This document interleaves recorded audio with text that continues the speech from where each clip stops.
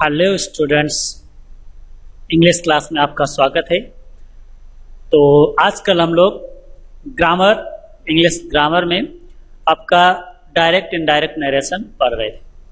ठीक है, तो नरेशन में अभी तक हम लोगों ने जो कुछ भी पढ़ा वो सब कुछ इस तरीके से था कि किसी का कोई भी कथन हो, अगर हम उसको डायरेक्टली बोल देते हैं तो वो डायरेक्ट नरेशन है, और उसके केवल सेंस को लेकर अगर हम उसी का बात का बतंगड़ बनाकर, जिसलिए कहते हैं बात का बतंगड़ बनाना, तो अगर हम उसकी बात को तोड़ मरोड़ के दूसरे के शब्दों में, अपने शब्दों में जाकर उसको बता दें, तो ये सब कुछ जो रहता है वो इनडायरेक्ट नरेशन होता है। इतना तो हम लोगों ने पिछले वीडियोस में पढ़ लिया है जो हमारे टीचरों ने बनाया। ठीक है, तो आज उसी में से एक टॉपिक उसमें रह जाता है एक्सक्लामेटरी सेंटेंसेस का। जो डायरेक्ट इनडायरेक्ट आता है, अगर उसमें एक्सक्लामेटरी सेंटेंसेस यूज किया गया है तो हम उसका जो इनडायरेक्ट लिखना होगा वो किस तरीके से करेंगे। ठीक है, तो चलिए इसको कुछ सीखते हैं और जानते हैं क्या होता है। देखिए यहाँ पर कुछ बिंदु लिखे गए हैं कि एक्सक्लामेटरी सेंटेंस होते क्या हैं। ठीक है, एक्सक्लामेटरी सेंटेंसेस होते क्या हैं। तो ऐसे सेंटेंसेस जो विस्मय प्रकट करने के लिए प्रयोग किए जाते हैं, विस्मय प्रकट करने के लिए। ठीक है, तो उसको हम एक्सक्लामेटरी सेंटेंस कहेंगे। ठीक है, चलिए देखिए, ये विस्मय सूचक शब्द बोलने के लिए जो विस्मय सूचक वाक्य होते हैं, एक्सक्लामेटरी सेंटेंसेस जो होते हैं, इनको केवल बोलने पर ही डिपेंड किया था। जैसे मैं अभी बोलकर आपको एक बताता हूं, मैं थोड़ा एक मूवी आपको बताता हूं, आप लोगों ने देखी भी होगी शायद, पीके। ठीक है, तो पीके मूवी में आप देखेंगे वो जेल सीन जो है, आप अपने यूट्यूब में जाकर और वहां पर डालकर भी देख सकते हैं। जेल सीन में जब देखेंगे तो वहां पर आपको वो अच्छा कहकर दिखाएगा। ठीक है, अच्छा, वहां पर आप देखेंगे कि वो अच्छा को 5 तरीके से बताता है। और जो इसका क्या नाम, आमिर खान वहां पर कहकर भी दिखाता है, कहता है। और उसके अनुष्का शेट्टी, उसको क्या उसका नाम है, शायद अनुष्का शर्मा, जो उसकी हीरोइन होती है, तो वो हीरोइन से बोलता भी है, कहता है यहां भाषा समझने के लिए केवल बोलने पर डिपेंड नहीं होना चाहिए कि वो बोल रहा है वही उसका मतलब है। कहते हैं कि बोलने के साथ साथ उसके चेहरे का एक्सप्रेशन भी देखना जरूरी है। अगर आप एक्सप्रेशन नहीं देख रहे हैं तो आप उसके अर्थ का, मतलब उसकी बात का पूरा पूरा अर्थ नहीं लगा सकते। फिर वो बताता है अच्छा, तो इसका मतलब वो डांट रहा है, अच्छा इसका मतलब आश्चर्य है ना, अच्छा, तो इसका मतलब वो सहमत है। तो ये सारी चीजें जो रहती हैं, तो इसी तरीके से हम यहाँ एक्सक्लामेटरी सेंटेंसेस में क्या रहता है, अगर उसको थोड़ा विस्मय के साथ, मतलब थोड़ी आंखें बड़ी करके और अचंभे में जाकर फिर बोलते हैं उसको, जो वाह मजा आ गया। ठीक है, अभी उसको बोलते हैं, जैसे पहला वाक्य जो लिखा है वाह मजा आ गया, तो ये लगता है कि हाँ ये अचंभे की बात है। अभी जैसे आम खाया फिर वाह मजा आ गया। ठीक है, तो अगर इस तरीके की बोले जाएंगे तो वो एक्सक्लामेटरी होगा। और आपने उसको बोल दिया अब तो मजा आ गया है, असर्टिव होगा, वो असर्टिव होगा, वो एक्सक्लामेटरी नहीं होगा। एक्सक्लामेटरी कब होगा, जैसे मजा आ गया तो ही रहता है। ठीक है, ऐसे क्या गजब का पीस है, इसको मैंने वैसे क्या गजब का पीस है, क्या गजब का पीस है, तो पूछने की वाली बात हो गई, इंट्रोगेटिव हो जाएगा। अगर इसको दिखाना है तो देखिए, उसको अंगूठे को और अंगूठे की पास वाली उंगली को मिला के उसको गोल कीजिए और फिर बोलिए क्या गजब का पीस है, क्या गजब का पीस है। फिर देखो, उसको कहते हैं एक्सक्लामेटरी। ठीक है, वाओ क्या गाड़ी है, वाओ क्या गाड़ी है। और किसी से फोन करके या पूछा क्या घर में गाड़ी है, प्रश्न हो जाएगा। उसी को बोल दिया घर में क्या गजब की गाड़ी है, इसका मतलब मेरे घर वाली जो गाड़ी है वो बिल्कुल गजब की है। ठीक है, ऐसे तो ये सारे होते हैं आपके एक्सक्लामेटरी सेंटेंस। भगवान आपका भला करे, किसी को आशीर्वाद देने के लिए भगवान आपका भला करे, खूब बड़े हो जाओ, ये रहता है ना कुछ ऐसा। दीर्घायु हो, और किसी से बोलते सुप्रभात। ठीक है, तो ये जो वाक्य हैं आपके, ठीक है, इनकी गिनती हम एक्सक्लामेटरी के अलावा एक और भाग है उसमें ऑप्टेटिव सेंटेंसेस करके, उसमें आते हैं। ठीक है, किसी को कुछ विश करना है, आशीर्वाद देना है, श्राप देना है, या किसी को कुछ विश करना है, जैसे happy birthday, good morning, good evening, ये सब कुछ जो रहता है, अगर कुछ ऐसा विश करना है तो ये सारी चीजें जो रहती हैं वो इस ऑप्टेटिव में रखी जाती है। लेकिन फिर भी कुछ लोग बताते हैं कि इसको एक्सक्लामेटरी में ही रख लिया जाए, क्योंकि इनका काम वैसे ही चल जाता है। ठीक है, तो हम इसको एक्सक्लामेटरी में रख के ही पढ़ लेते हैं। तो समझ में आया, ये होते हैं कुछ एक्सक्लामेटरी सेंटेंसेस। फिर exclamatory sentences in direct and indirect, मतलब डायरेक्ट और इनडायरेक्ट में एक्सक्लामेटरी सेंटेंस को कैसे लिखते हैं। ठीक है, तो यहां पर हम डायरेक्ट नरेशन की कुछ चीजें जान लेते हैं। क्या क्या चीजें इसमें होती हैं। एक क्या होता है, वक्ता श्रोता एक भाग में होते हैं, जिसको हम रिपोर्टिंग वर्ब कहते हैं। मतलब बोलने वाला और सुनने वाला, बोलने वाला और सुनने वाला, जिसको हम कह सकते हैं जिनके बीच में बातें हुई, जिनके बीच में बातें हुई, वो सब एक खंड में रखे जाते हैं, रिपोर्टिंग वर्ब कहा जाता है जिसको, होता है। और उनके बीच में जो बातें होती हैं उनको दूसरे भाग में रखा जाता है, उनको दूसरे भाग में रखा जाता है, इसको हम रिपोर्टेड पार्ट कहते हैं। ठीक है, देखिएगा कुछ इसको कभी कभी क्या होता है, जो श्रोता होता है, श्रोता को रिपोर्टेड पार्ट में छुपा देते हैं, लिख देते हैं जाकर। जैसे मैं एग्जांपल बता दूं, जैसे रहता है Ram said, Ram said comma लगाया, इन्वर्टेड कॉमा लगाया, फिर लिख दिया, मैं लिखता हूं यहां पर, जैसे लिखा राम सेड। ठीक है, अब रवि, फिर कॉमा लगाया और फिर लिख दिया कम हियर, ये। ठीक है, इन्वर्टेड कॉमा क्लोज। ठीक है, ऐसा लिखा है, Ram said comma inverted comma Ravi कम।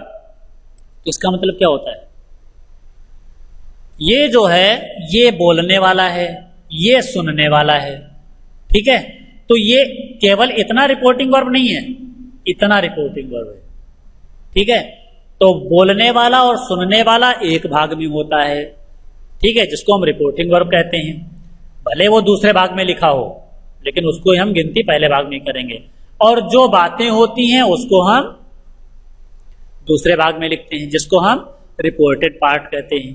ठीक है, और क्या होता है, कथन को बिल्कुल वैसा ही लिखते हैं जैसा वक्ता बोलता है। मतलब जैसे जहां फुल स्टॉप लगाया होगा वहां फुल स्टॉप, जहां कॉमा लगाया होगा वहां पर कॉमा।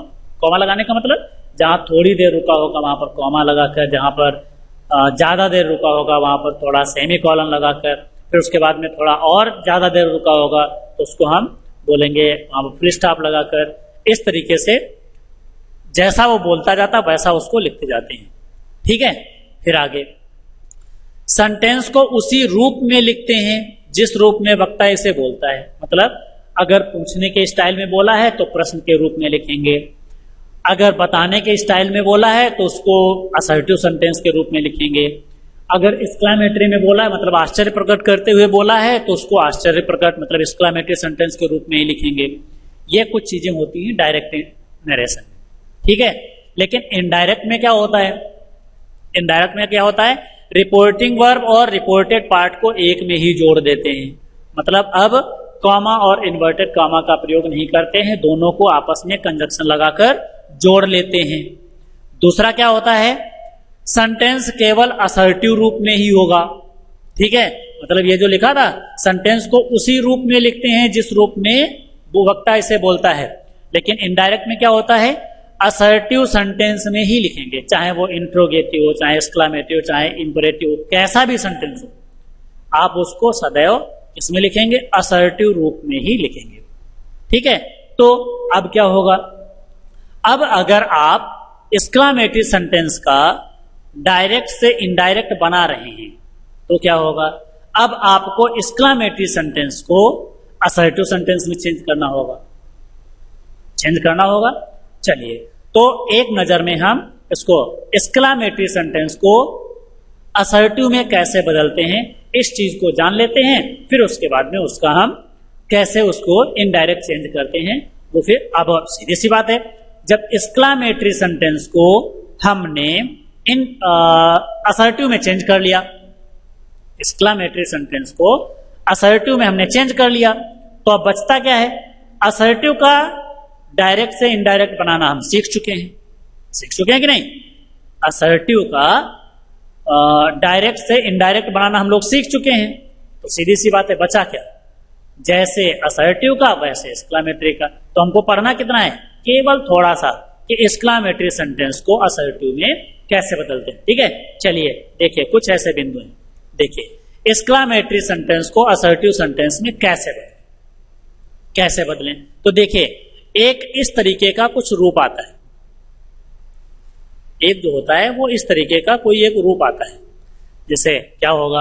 हाउ लिखा होगा, एडजेक्टिव लिखा होगा, नाउन लिखा होगा, फिर वर्ब लिखी होगी। ठीक है, या फिर उसको करेंगे क्या? बदल कर कैसे करेंगे? नाउन को पहले लिख लेंगे, फिर वर्ब लिख लेंगे, एडवर्ब, एडजेक्टिव, मतलब जिसको हम नियम को कह देते हैं कि हाउ को वेरी में बदलकर असर्टिव सेंटेंस बनाएं। कैसे? देखिए एग्जाम्पल यहां पर कुछ लिखे गए हैं, इन एग्जाम्पल्स को देखिए। क्योंकि इसका नियम लिखना थोड़ा मुश्किल रहता है कि जिसको हम प्लस प्लस करके आपको बता दें। मैंने यहां पर कुछ सैंपल के तौर पर लिख दिया था, लेकिन ये ज्यादा कारगर नहीं है। ठीक है, इसीलिए मैं बताता हूं। आप यहाँ जो एग्जाम्पल लिखे गए हैं, इन एग्जाम्पल्स को देखिए और देखने के बाद में अपना नियम खुद बना लीजिए कि किस तरीके से इसको लिखना है। ठीक है, चलिए देखिए। सबसे पहले लिखा है हाउ, लिखा है, फिर एडजेक्टिव लिखा है, फिर द रेन, नाउन लिखा है, फिर वर्ब लिखिए। लिखा है how beautiful the rain is. इसको थोड़ा जिसमें बोले, how beautiful the rain is, how beautiful the rain is. ठीक है, इस तरीके से रहेगा। तो क्या लिखेंगे? अब आपको करना क्या है? नाउन को सबसे, चूंकि सब्जेक्ट इसी को बनाएंगे, जो नाउन होगा उसी को सब्जेक्ट बना लेंगे, वो आपका सब्जेक्ट हो गया द रेन। फिर जो वर्ब थी वो लगा ली इज। ठीक है, हाउ की जगह पर वेरी लिख दीजिए। वेरी मतलब बड़ा, बहुत की अंग्रेजी लिखिए, चाहे वो वेरी हो, चाहे ग्रेट हो, चाहे इनफ हो। ठीक है, आप इसको बिटर हो, बिटरली हो, किसी भी तरीके से, मतलब बड़ा, बहुत की अंग्रेजी होनी चाहिए। वेरी, बहुत, और ब्यूटीफुल, सुंदर। ठीक है, ये था आपका how beautiful the rain is, मतलब बारिश कितनी सुंदर है, बारिश कितनी सुंदर है। ऐसा हम कब बोलते हैं? जब काफी सुंदर बारिश हो रही होती है, कई दिनों से गर्मी हो रही हो, फिर उसके बाद में बारिश होने लगे, तो क्या कहते हैं? कितनी गजब की बारिश है, कितनी खूबसूरत बारिश है। फिर उसको क्या बोलते हैं? कि बारिश बहुत खूबसूरत है, बारिश बहुत खूबसूरत है, इसीलिए हम उसको बोलते हैं कितनी गजब की बारिश है। ऐसा रहता है। चलिए आगे देखते हैं। हाउ कूल, कितना सुहाना, कितना ठंडा द वेदर इज, मौसम है, मौसम कितना ठंडा है, कितना मधुर है, मौसम कितना मधुर है। इसका मतलब क्या हुआ? मौसम बहुत मधुर है। लिख दिया the weather is very cool. आया, द वेदर ये नाउन है, इसका नाउन हो गया। इज का मतलब इज, हाउ की जगह हो गया वेरी, और कूल की जगह कूल। ठीक है, फिर आपका how the weather is very cool. Clear? आगे how old that man is, how old, कितना बुजुर्ग, कितना बुजुर्ग, दैट मैन वो आदमी इज है, वो आदमी कितना बुजुर्ग है ना। वो आदमी कितना बुजुर्ग है तो प्रश्न हो जाएगा, तुम कितने बड़े हो, तुम्हारी उम्र कितनी है ना। तो ये तो हो गए प्रश्न। वो आदमी कितना बूढ़ा है, बता देंगे 90 साल का, ये तो होगा। लेकिन अभी इसको थोड़ा विश्व में बोले, बेचारा कितना बूढ़ा है वो आदमी कितना बूढ़ा है, तो क्या होगा? दैट मैन इज, वह आदमी है, टेरेबली, टेरेबली मतलब भयानक रूप से ओल्ड, बूढ़ा, वह आदमी भयानक रूप से बूढ़ा है। इसका मतलब क्या हुआ? वो आदमी कितना बूढ़ा है, मतलब कितना हद तक बेहद बुजुर्ग आदमी है वो, है ना। वही the man is terribly old. Clear? आगे how pleased I am, how pleased, कितना खुश आई एम, मैं इतना खुश हूं पूछो नहीं, मैं इतना खुश हूं कि पूछो नहीं। इसका मतलब क्या हुआ?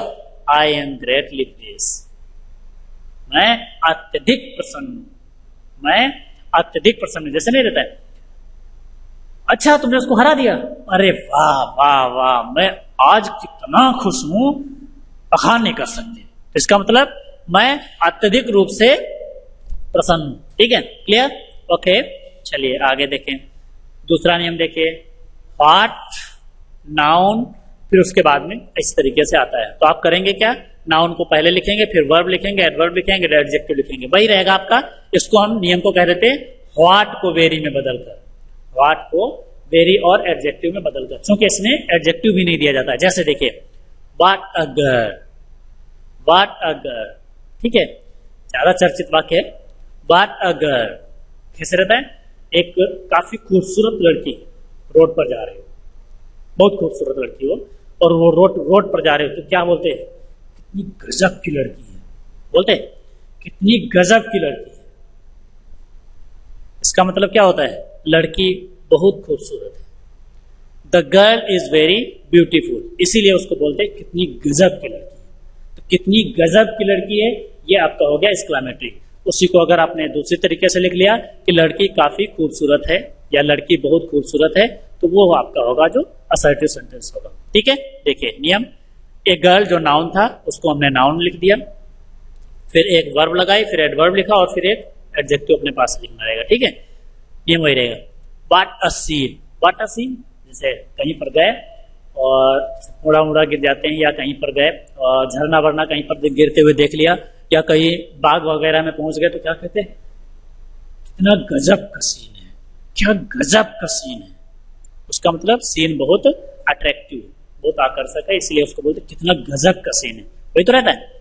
तो ये the scene is very attractive, clear? What a car, road पर खड़े हैं, रोड पर खड़े हैं और तब तक एक बढ़िया मर्सिडीज, मतलब मर्सिडीज की छोड़ दो, एक चमचमाती हुई मस्त कार निकली, क्या बोलते, वाह, what a car, what a car, मतलब क्या गजब की कार है। तो उसको क्या बोलेंगे, the car is very gorgeous, car जो है वो बहुत ही शानदार है। ठीक है, what a baby, what a baby, हाँ ये बेबी मतलब ये बेबी डॉल में सोने दी वाला नहीं, वो बेबी का मतलब बच्चा, कोई बच्चा है वो काफी देखने में क्यूट लग रहा है, बहुत प्यारा सा लग रहा है। ठीक है, फोटो वगैरह देखते हैं, जैसे आप लोग बर्थडे वगैरह की फोटो वगैरह देखते होंगे, तो क्या रहता है, वो जो काफी खूबसूरत क्यूटी क्यूटी सी बच्चे लगते हैं, उसको बोलते हैं what a baby, what a baby. इसका मतलब क्या रहता है, the baby is very cute, बच्चा काफी खूबसूरत है। ठीक है, तब उसको बोलते हैं व्हाट अ बेबी, क्लियर? तो व्हाट को वेरी में, एक हाउ को वेरी में बदलकर और एक व्हाट को वेरी में बदलकर। देखिए यहाँ पर ये चार एग्जाम्पल दिए गए हैं, इनसे आप ये ना सोचे कि ये बहुत कुछ आपका हो जाएगा। ठीक है, आप इनको अन्य तरीके से, अन्य भी उसमें देखिए एग्जाम्पल जो भी मिले, और उनको पढ़िए कि किस तरीके से उसको चेंज किया गया है। ठीक है, मैंने यहाँ पर कुछ एग्जाम्पल्स लिखे हैं, उनको आप समझें। बाकी क्या रहता है, कुछ ऐसे एक्सक्लेमेटरी होते हैं जिसमें एलास, ओ, आह, ओ, हुर्रा, हे, yippee, ब्रेवो, ठीक है, ऐसा सब कुछ लिखा होता है, फिर एक्सक्लेमेशन मार्क लगा होता है, उसके बाद में सेंटेंस लिखा होता है। कुछ ऐसे भी सेंटेंसेस आते हैं। ठीक है, तो क्या करना है आपको, ये एलास, ओह, आ, ओ, हुर्रा, हे, yippee, ब्रेवो, ये सब कुछ जो है इसको हटा देना है, इसको हटा देना है। इसकी जगह पर क्या लिखना है, it is matter of, it is matter of, और फिर आपको जैसा इसमें सेंस मिलता हो, जैसे एलास होगा तो दुख होगा, sorrow, it is matter of sorrow, oh होगा तब भी it is matter of sorrow, ah होगा तब भी दुख होगा, it is matter of sorrow, oh अरे, तो इसका मतलब it is matter of exclaim. ठीक है, अचंभे वाला होता है। हुर्रा मतलब मजा आया होगा, it is matter of joy. ठीक है, hey, it is matter of joy या it is matter of enjoy. yippee, ये भी मजे वाला होता है, it is matter of joy. Bravo, it is matter of applaud, it is matter of praise. Praise और अप्लाउड का मतलब होता है ब्रेवो, शाबाश रहता है। तो इस तरीके से रहता है, तो आप इनको में लिख लेंगे, इट इज मैटर ऑफ करके इनमें से जो फीलिंग होगी वो लिखेंगे, फिर दैट कंजक्शन लगाइए और सेंटेंस को लिख दीजिए। ठीक है, मैंने नीचे कुछ एग्जांपल्स लिख रखे हैं, इनको देखिए। लिखा है, एलास, हाय रे, आई एम रूइंड, मैं तो बर्बाद हो गया, हाय रे, हम तो बर्बादी हुई, बोलते हैं। तो it is matter of sorrow, ये दुख की बात है, ये दुख की बात है कि आई एम रूइंड, मैं बर्बाद हो गया, ये बड़े दुख की बात है कि मैं बर्बाद हो गया। आह, उफो, एट लास्ट, आखिरकार, ही हैज फेल्ड, वो फेल हो गया है। आहा, आखिरकार वो तो फेल ही हो गया। तो इट इज मैटर ऑफ सारो, ये बड़े दुख की बात है कि दैट की ही हैज फेल्ड, ये बात फेल हो गया। ठीक है। ओ ओ अरे यू आर हियर, तुम यहां हो, अरे तुम यहां हो, इसका मतलब ओ का बोलते हैं हाँ आश्चर्य प्रकट करने के लिए। जैसे कोई आ गया और हम ढूंढ रहे हैं उसको, ढूंढे जा रहे हैं, फिर और वो बैठे मिल जाए वहीं पर तो कहते हैं यहां बैठे हो, अरे यहां बैठे हो, तो इसका मतलब क्या रहता है, वो आपका surprise, it is matter of surprise, ये आश्चर्य की बात है कि तुम यहां। हुर्रा, हुर्रा मतलब मजा आता है तब। गुड शॉट, मतलब मैच देख रहे हो फिर हुर्रे, वाह क्या शॉट है। तो गुड शॉट का मतलब इसको आप वाट ए शॉट रहता है, वाट ए शॉट में से, जैसे वाट ए शॉट, अगर हम यहाँ गुड शॉट के बजाय लिख देते it is a good shot रहता है, गुड शॉट शॉट में है वैसे।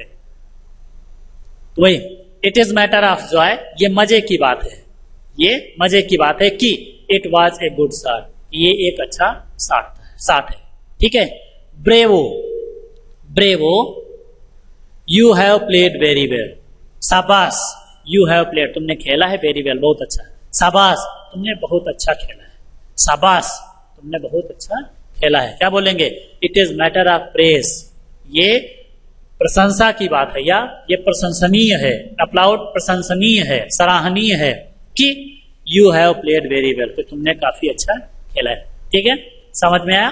तो ये कुछ ऐसी चीजें होती हैं जो हमको असर्टिव एक्सक्लामेटरी से असर्टिव चेंज करने में काम आती है। ठीक है, 3 चीजें हुई। चलिए आगे देखिए, डायरेक्ट नरेशन से इनडायरेक्ट नरेशन में कैसे चेंज करें। अब आपको करना क्या है, अब आपको क्या करना है, मतलब ये हमको मिल गए, अब हमको क्या करना है, करें क्या।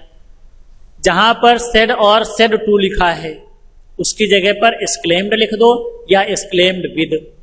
सेड लिखा है तो एक्सक्लेम्ड लिख दो, ठीक है। सेड टू लिखा है तो एक्सक्लेम्ड विद, मतलब ये भी चेंज होता है। मतलब सेड और सेड टू अगर आया है तो एक्सक्लेम्ड या एक्सक्लेम्ड विद सारो जॉय। एक्सक्लेम्ड कब लगाएंगे, जब उसके पहले ये एलास और ये ओ आ हुर्रा ऐसा कुछ नहीं लिखा होगा, तब तो ये नहीं आता है, तो ये भी नहीं आएगा, तब ये आएगा केवल।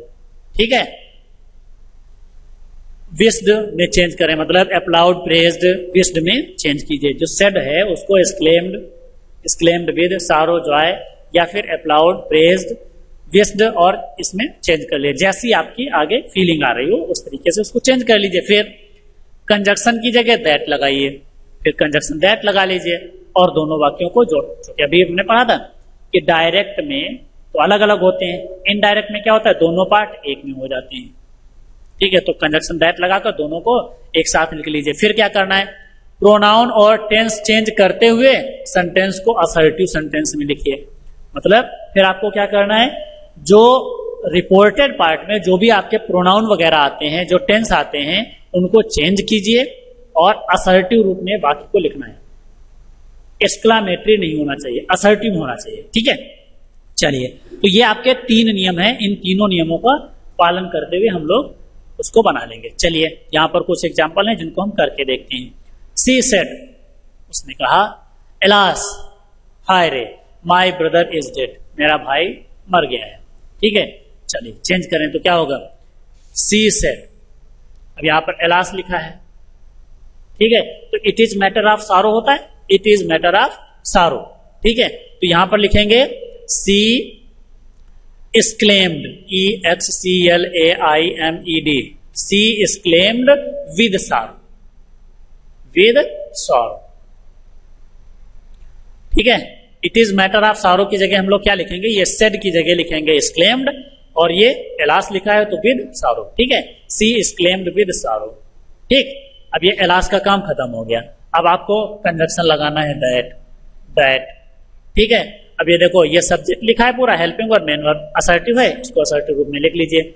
My first person pronoun subject के अनुसार, ये थर्ड पर्सन लड़की है, यहां पर भी थर्ड पर्सन लड़की लिखिए। थर्ड पर्सन लड़की क्या होता है, हर। ठीक है, ब्रदर नाउन है, चेंज नहीं होगा, प्रोनाउन और टेंस चेंज होगा।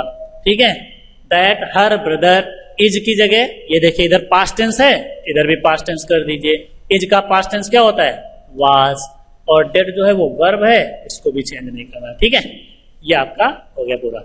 शी एक्सक्लेम्ड विद सारो that her brother was dead. Okay okay, चलिए ठीक है आगे।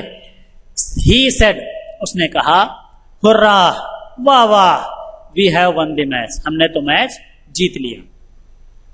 ठीक है, तो क्या होगा, ही, उसने। अब ये हुर्रा मजे की बात है, तो exclaimed with Joy, it is matter of Joy होता है, तो वहां पर लिखेंगे exclaimed with Joy, AIMED, exclaimed with Joy, exclaimed with Joy. He exclaimed with Joy, conjunction that. ठीक है, तो ये हुर्रा का काम खत्म हो गया, क्योंकि इसकी जगह पर तो विद जॉय लिख लिया। We first person pronoun, subject के अनुसार ही है ना, तो उसका बहुवचन कर दीजिए। ही का बहुवचन चाहे जो भी हो, चाहे ही हो चाहे सी हो, उसकी जगह वे आएगा, मतलब दे। और हैव की जगह, ये इधर पास्ट टेंस है, इधर भी पास्ट टेंस, तो हैज का पास्ट क्या होता है, हैव का पास्ट हैड और वन, वी हैड वन। ठीक है, they had one. He exclaimed with Joy that they had one. Okay, आगे।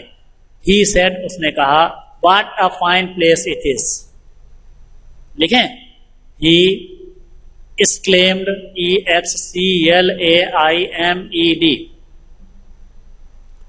एक्सक्लेम्ड। देखिए इसमें तो ये लिखा था, तो हमने इसको एक्सक्लेम्ड विद सारो, एक्सक्लेम्ड विद जॉय में चेंज कर लिया, इसमें तो ऐसा कुछ है भी नहीं, तो exclaimed, he exclaimed, conjunction that. ठीक है, आप लिखना चाहें तो लिख लीजिए, ही एक्सक्लेम्ड विद सरप्राइज, लिख सकते हैं। What a fine place it is, ये कितना गजब का सीन है, गजब का स्थान है, कितना गजब का स्थान है, इसका मतलब क्या हुआ, स्थान जो है वो काफी गजब का है, तो चकित होगा अभी ना। तो ही एक्सक्लेम्ड विद सरप्राइज, लिखना चाहें लिख लीजिए, नहीं लिखना चाहते कोई बात नहीं, ही एक्सक्लेम्ड दैट। ठीक है, अब इसको असर्टिव में चेंज कर लीजिए, क्या होगा, इसका जो सब्जेक्ट है वो लिख लीजिए पहले, इट, इट का चेंज नहीं होता, इट इज, ये इधर पास्ट टेंस है, इधर भी पास्ट टेंस कर दीजिए, इट वाज होगा। ए, ये ऐसे रहेगा, ए। फाइन, वेरी फाइन कर दीजिए, वेरी फाइन, क्योंकि व्हाट को वेरी में बदलते हैं। It was a very fine place. ठीक है, आप इसको अगर दूसरी तरीके से लिखना चाहें तो वो भी लिख सकते हैं, the place is very fine. ठीक है, it was a very fine place, या इसको आप लिख सकते हैं, the place was very fine. Clear, आगे। ही सेड टू मी, उसने मुझसे कहा, व्हाट अ पिटी, कितनी दुख की बात है, यू डिड नॉट कम, क्या आप नहीं आए। उसने मुझसे कहा, व्हाट अ पिटी, कितने दुख की बात है, यू डिड नॉट कम, क्या आप नहीं आए।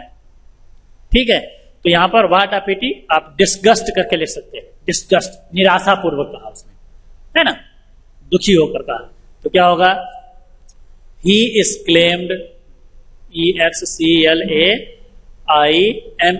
he exclaimed with disgust, disgust। तभी मैंने अभी कहा था कि ये ना समझो कि इतना ही होता है। ठीक है, he exclaimed with disgust, या आप इसको सीधा लिख सकते हैं, he disgusted, he disgusted, या he exclaimed with disgust that, conjunction लगाइए that। अब इसकी तो काम खत्म हो गया। ठीक है, अगर आप ये ना लिखें एक्सक्लेम्ड विद, चलिए मैं इसको पहले पूरा कर देता हूं फिर बताता हूं। He exclaimed with discussed that. ठीक है, यू सेकंड पर्सन है, ऑब्जेक्ट के अनुसार ये फर्स्ट पर्सन है, इसको फर्स्ट पर्सन कर दीजिए, आई। डिड, हैड, नॉट, नॉट लिख लीजिए, और कम का गो। ठीक है, आई हैड नॉट, अच्छा गॉन होगा, आई हैड नॉट गॉन। क्लियर, चलिए इसका दूसरा देखिए, ही एक्सक्लेम्ड, यहां तक तो रहेगा, ही एक्सक्लेम्ड, यहां पर लिखिए दैट। व्हाट अ पिटी, तो व्हाट हटाकर वेरी लगाइए, it was a great pity, ये एक बड़ी दया की बात है। It was a great pity, ये लिख दिया हमने। He exclaimed that it was a great pity that I had not gone. ठीक है, आई हैड नॉट गॉन। आप इसको विद डिस्गस्ट अगर ना लिखना चाहें, ना लिखें तो क्या लिख सकते, that it was a great pity. What a pity की जगह it was a great pity. Clear? आगे, the old beggar said to me may God bless you, may God bless you. ठीक है, अब देखिए मे गॉड ब्लेस यू, इसका मतलब क्या रहेगा, उसने विश किया है ना, विश किया है। क्या विश किया है कि भगवान मुझे आशीष प्रदान करे या भगवान मेरा भला करे। तो ये आपका रहेगा द ओल्ड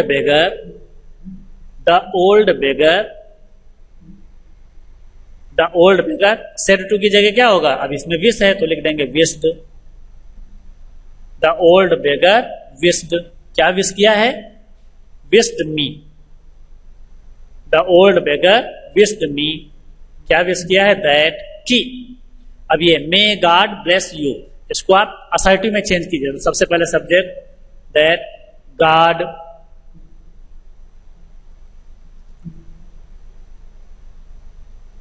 ठीक है, गॉड लिख गया। उसके बाद में ये देखिए ये पास्ट टेंस है, इसको मे को आप पास्ट टेंस में कर दीजिए, God might, MIGST, God might bless, bless का ब्लेस ही रहेगा। यू सेकेंड पर्सन है, ऑब्जेक्ट के अनुसार ये फर्स्ट पर्सन, इसको फर्स्ट पर्सन कर दीजिए, ब्लेस मी। ठीक है, ये आपका हो गया। The old beggar wished me that God might bless me. Okay okay, चलिए ठीक है आगे। स्टूडेंट्स सेड, स्टूडेंट ने कहा गुड मॉर्निंग टीचर, टीचर जी गुड मॉर्निंग। तो देखिए ये स्टूडेंट और ये टीचर, इन दोनों के बीच में ही तो बात हुई है, इन दोनों को केवल अलग अलग लिखा गया है, तो इनको एक साथ कर लीजिए। क्या होगा, स्टूडेंट स्टूडेंट,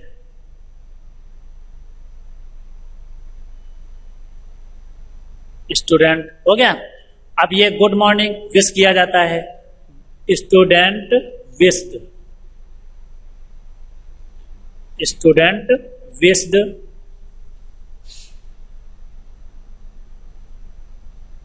स्टूडेंट विश्ड किसको, teacher, student wished the teacher.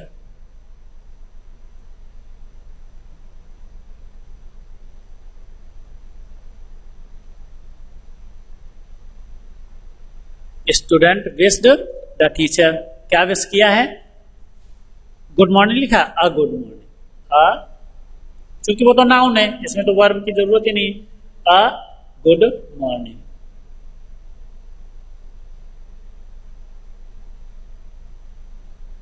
ठीक है, चलिए मॉर्निंग, क्लियर, चलिए ओके। तो ये कुछ सब समझ में आया होगा। अगर नहीं आता है तो आप इसको रिवाइज करके फिर से आप इसको देख लीजिए, तब आपको अच्छे तरीके से समझ में आ जाएगा। ओके, ठीक है।